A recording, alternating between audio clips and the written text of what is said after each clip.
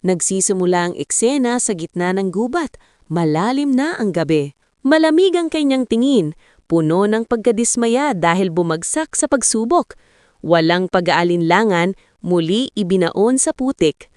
Habang lumalaban sa loob ng sariling isipan, naisip na sana'y mas kaunti ang putik sa pinagdaanang tugsasanay. Sa paglipas ng mga taon, pinahirapan at hinubog ng shaman sa walang tigil na pagsasanay. Laban, sandata, sakit at guni-guni. Lahat ng iyon ay para sa iisang layunin, patayin si Hilda van de Kooi at ipaghiganti ang pamilya. Sa mga flashback, ikinukwento ng boy na simple lang ang buhay niya noon, kahit medyo kakaiba ang kanyang ina. Madalas itong makitang naglilinis ng mga baril, malinaw na tanda ng pagtutol sa rehimen. Hindi ko na maalala ang boses, kaya hiniram ang voice-over ng paboritong video game para sabihin ang iniisip. Ang nakababatang kapatid, si Mina. Palagi kaming magkasama at madalas maglaro. Naalala ko ang sandaling nadaanan namin ng estatwa ni Hilda. Itinaas ni Mina ang buong kamay niya sa ere. Gayunpaman, sinalakay sila ng rehimen. Isang araw, nagtungo sila sa lungsod. Matigas ang loob na magbenta ng kanilang ani. Napansin ng bata ang isang magandang tindera ng bulaklak na inabutan siya ng isang bulaklak at ninitian siya. Saglit siyang napaisip na baka may iba pang kahulugan ang buhay bukod sa kanyang misyon. Ngunit biglang dumutong ang mga sundalo ng rehimen. Masaya niyang sinabi na mahal niya ang mga Kooi at ang The Culling. Nantidiri tumingin sa kanya at dinurog ang bulaklak sa palad. Agad hinila ng shaman papunta sa isang sulok at doon na natiling nagmamasid. Bumaba si Glenn van de Kooi, pumili ng mga disident para sa pampublikong pagbitay. Habang binabasa niya ang talumpati, paulit-ulit niya itong pinutol. Kinukot siya ang pagkakasulat, lalo na ang tungkol sa mga kwago. May babaeng sumigaw laban sa kanya. Nagbunot siya ng baril at sa gulo, may napatay. Nag-alsa ang mga tao, pero mabilis silang pinuksa ng mga sundalo, kasama si June 27. Sa huli, 6 na lang ang natira at iniutos ni Glenn na hulihin sila para sa The Culling. Gusto sanang habulin ng mga iyon, pero sinabi ng shaman na hindi pa siya handa.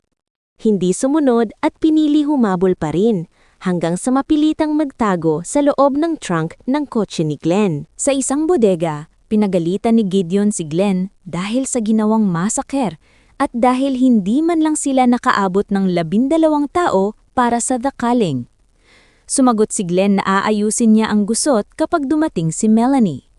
Nang dumating siya, agad na ibinintang ni Glenn kay Gideon ang lahat. Sinabing ang pangit nitong talumpati ang sumira sa buong plano. Pinagsabihan ni Melanie, pero inutusan niya si Glenn na maghanda na para sa seremonya. Sinabi niya kay Gideon na kung kinakailangan, kumuha na lang siya ng 6 na tao sa kalsada. Ang mahalaga, kumpleto ang 12. Lumabas mula sa trunk ng sasakyan at dahan-dahang naglibot sa bodega. Sinusundan pa rin ng guni-guni ni Mina, kaya kinakausap siya sa isip. Pinapakiusapang manahimik at huwag akong ilantad.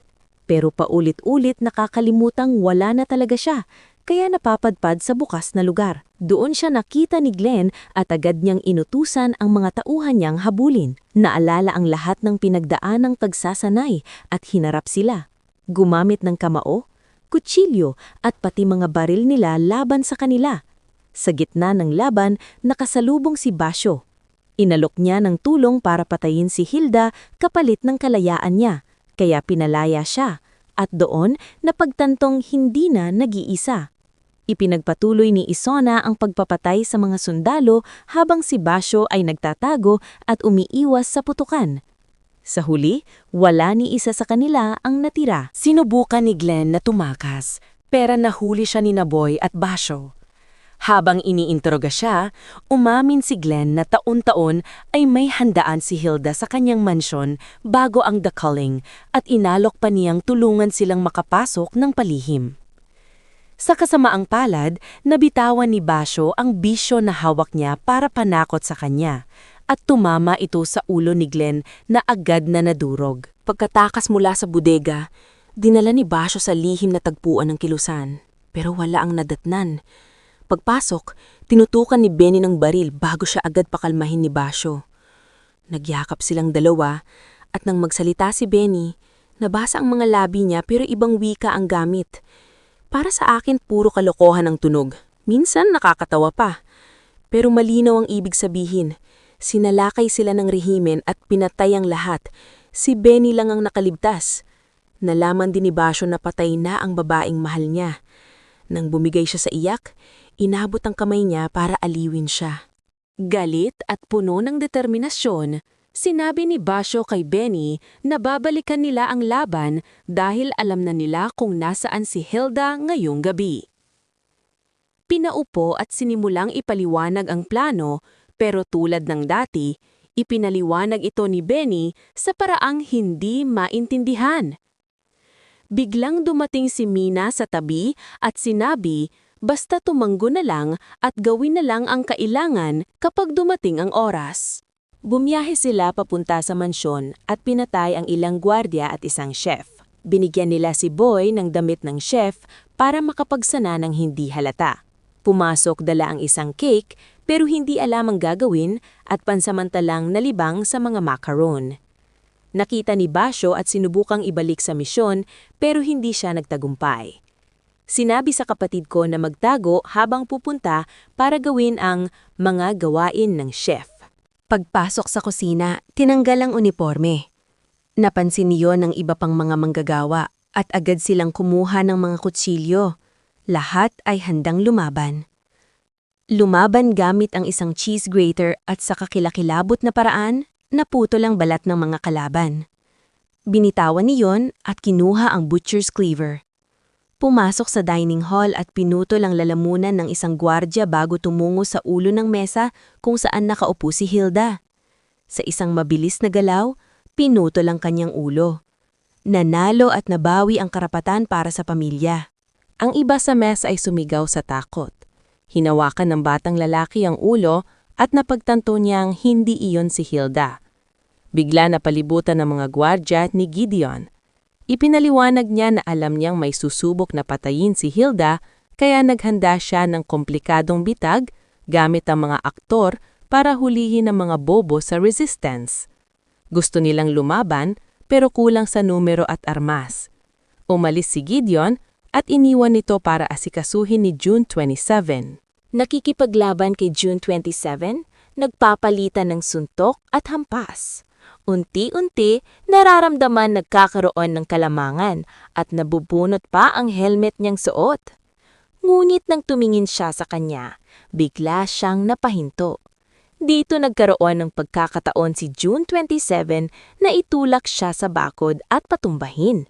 Ang huling iniisip ni Boytog ay kung paano niya nabigo ang kanyang misyon. Natumba at nawalan ng malay na naginip siya tungkol sa nakaraan. Ang pagpatay sa kanyang ina at kapatid na babae, ang rehimen na pinutol ang kanyang dila at ang pagkakabit sa kanya sa puno. Naalala niya na siya'y iniligtas ng shaman at dinala sa gubat. Handang turuan siya para sa paghihiganti. Nagising na nakagapos sa isang upuan. Binugbog ni June 27 at pinipilit na isuko si Mojo ang shaman pero minura lang siya. Kaya tinangka niyang patayin sa paghagis ng palakol. Dumating si Gideon at pinatigil siya. Sinabing mas mahinahon niyang haharapin ang lahat. Inamin niyang ayaw niyang pahirapan at ikinuwento kung paano tuluyang nabaliw si Hilda sa loob ng bunker. Nabuhay sa takot kay ang shaman at naging malupit hanggang sa umabot sa taunang pagbitay ng mga tao. Ayon sa kanya, panalo niya ang sistema at wala ng tunay na kalaban. Pero bulag si Hilda roon. Pagod na raw siya at nakiusap na ayusin na lang ang sitwasyon, pero tumanggi. Iginagalang niya ang desisyon at iniutos na ilabas bilang handog. Sa studio, sinabi ni Melanie kay Boy na nagkamali siya nang patayin niya si Glenn dahil kailangan nila ng host para sa palabas. Plano niyang gawing espesyal na halimbawa si Boy. Ikinadena sa soundstage at nilagyan ng shock collar sa leeg. Nagsimula ang broadcast at lumabas si Hilda bilang host, habang sinusubukan ni Melanie na kontrolin ang galaw dahil sa pabago-bagong ugali. Sa simula, maayos at natuwa sa papuri ng mga manonood. Ngunit napansin ng isang anino sa audience. Inakala iyon ay si Treya ang shaman. Nagsimulang lumihis ang isip sa script na nagdulot ng kaba sa audience. Hinila ang baril kahit sinikap ni Melanie na siguraduhing wala ito at agad niyang hinila palayo. Pagkatapos, ipinakita ni Melanie ang esena kung saan ang 12 biktima para sa The Culling ay mamamatay. Isang winter wonderland na may mga serial mascots at demonic elves. Sinimulang patayin ang mga biktima, binubugbog, sinasaktan at pinapahamak sila sa brutal na paraan. Habang nanonood ng may takot, naisip ni Boy na kailangan niyang makatakas. Biglang may naramdaman siya at naalala. Sa kanilang pag-uusap, naipasok pala sa kanya ni Gideon ang isang scalpel. Sinimulan niyang gupitin ng tali at nakapagwala sa pagkakakadena. Habang papalapit na sa entablado, pinagana ni Melanie ang kanyang shock collar, kaya't hindi siya makagalaw. 4 sa mga elves ang humuli sa kanya habang may lalaking nakasuot ng costume ng kambing ang lumapit, dala ang martilyo para patayin siya. Habang bumabagsak ang martilyo, tinamaan nito ang isa sa mga elves. Inatake ng kambing ang natira bago tinanggal ang ulo dito. Si Basho pala iyon. Biglang pumasok si Benny na may dalang mga baril at nagtago ang 3. Ipinaliwanag na maayos na ang plano, pero gaya ng dati, si Benny ang karamihan ng nagsalita, kaya hindi naintindihan ni Boy at naisip may planong kinasasangkutan ng mga ibon at pumutol ng mga paa. Bumalik sa gitna ng labanan nang bigyan ni Benny ng baril na may brass knuckles na sa tuwing sasapak sa iba ay nagpapaputok ng bala. Sa ganitong paraan, nakapatay ng ilang tao. Sama-samang hinarap ng 3 ang mga assassin. Galit na galit sa control room dahil nasira ang palabas, habang tuwang-tuwa si Gideon sa nangyari. Sumasigaw. Alam kong siya ang may gawa nito, pero parang wala siyang pakialam. Habang papalayo siya, hinawakan ng baril at itinutok ito sa kanya. Bumuntong hininga siya. Tila tinatanggap na ang kanyang kapalaran. Bumalik sa entablado at nakipaglaban sa isang serial pirate mascot, pero naubos ang bala. Binigyan ni Benny ng isang clip, iniload, sinuntok ang mukha ng pirate at pinaputok siya ng ilang beses. Tumigil sa paligid, halos hindi makapaniwala sa nangyari, matapos talunin ang lahat. Biglang nakita ni Benny si Melanie na papalapit, kaya itinulak niya sa gilid. Tinamaan ng bala. Balubhang sugatan. Niyakap si Benny habang siya'y namamatay. Ang huling mga salita niya ay parang walang kahulugan. Si Basho rin ay tinamaan. Tumakbo pataas sa entablado gamit ang isang pineapple mascot bilang panangga at nagawang talunin si Melanie.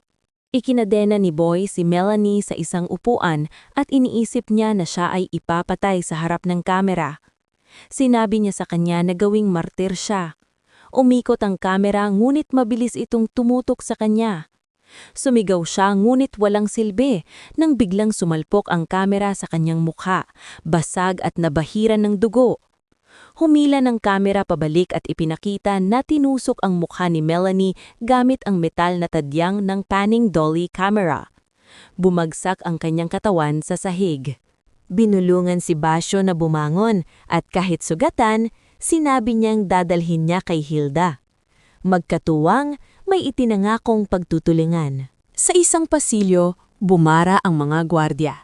Sinabi ni Basho kay Boy na umalis habang siya'y bumabagsak. Naalala ni Boy na siya ay isang sandata at gamit ang espada, pinutol niya ang bawat lalaki doon.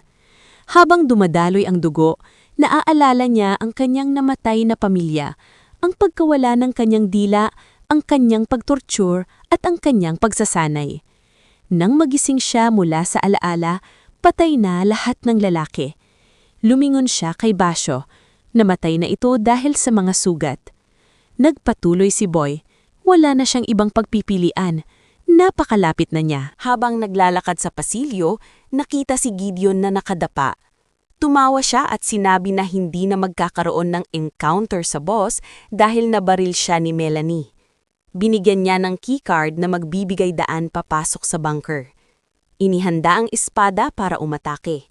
Huminga si Gideon at sinabi na gawin na lang ang kailangan. Biglang lumitaw ang guni-guni ni Mina at pinagsabihang huwag gawin iyon.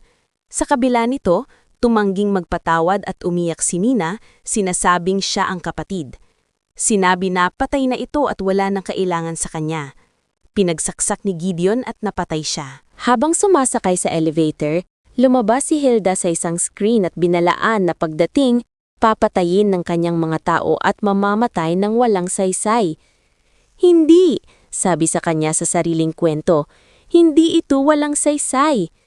Ipinakita ang drawing ni Mina tungkol sa plano ng kanilang bangko at kitang-kita ang pagkagulat ni Hilda bago niya pinutol ang live feed.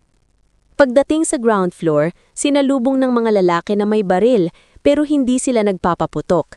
Nandun si June 27. Ang helmet niya ay nagpapakita kay Hilda. Bumagsak ang espada sa sahig. Pumasok sa isang marangyang sala habang tila umiikot ang mundo sa harap ng isang malaking painting. Iisa lang ang laman ng isip, patayin si Hilda. Habang tinititigan ng larawan, unti-unting luminaw ang katotohanan. Ipinapakita ng painting ang pamilyang Coy. Naroon ang kapatid at si Hilda. Doon na unawaan ang lahat. Hindi pala si Hilda ang pumatay sa ina. Siya pala ang mismong ina. Lumapit si Hilda, umiiyak at humihingi ng tawad dahil hindi niya agad nakilala. Sinabi niya kung gaano siyang nagsisisi at naalam niya kung gaanong nagdusa sa kamay ng ang shaman. Nakiusap siya sa Amaralo na kilalanin siya. Ipakita na naroon pa rin siya sa loob. Biglang naalala ang lahat. Nandoon noong araw ng pagbitay, hindi bilang biktima, kundi bilang saksi at kalahok.